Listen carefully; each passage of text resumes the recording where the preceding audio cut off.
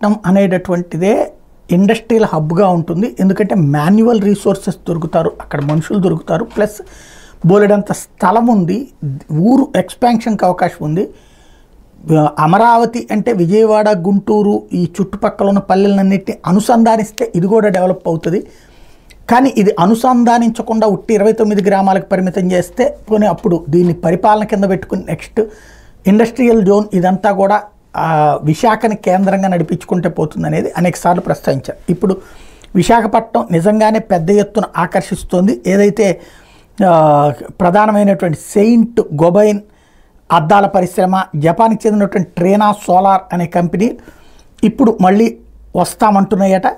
అదే సమయంలో అచ్యుతాపురం సెజ్లో ప్రస్తుతం 160 వరకు చిన్న పెద్ద పరిశ్రమలు ఉంటాయి. ఇంకా 1500 ఎకరాల వరకు ఖాళీ భూములోనే చంద్రబాబు నేతృత్వంలోని కూటమి ప్రభుత్వం కొలువుదీరిన తర్వాత ఇక్కడ కొత్త పరిశ్రమ ఏర్పాటుకు పారిశ్రామికవేత్తలు ఆసక్తి చూపిస్తున్నారన్నటువంటిది హైలైట్ చేసుకొచ్చింది ఈనాడు. ప్రముఖ ఫార్మా కంపెనీ లారస్కి ఇప్పటికే అచ్యుతాపురం పరవాడలో 8 యూనిట్లోనే, తాజాగా అచ్యుతాపురం సెజ్లో 45 ఎకరాలు మరో యూనిట్ ఏర్పాటుకు సిద్ధమవుతుంది. ఇందుకోసం భూములు ఇవ్వాలంటూ ఇటీవల ఏపీఐసి సొమ్మును చెల్లించింది.